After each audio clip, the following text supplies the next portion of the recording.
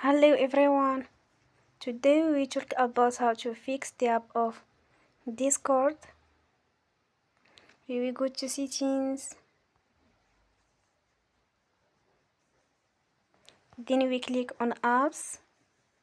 After that we search the app Discord and we click. We will on Forcestop. After that we go to storage. Then we click on clear cache. You will go to Play Store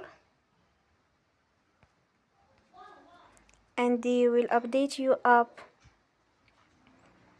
Don't forget to support us by like and subscribe. See you next time and thank you for watching.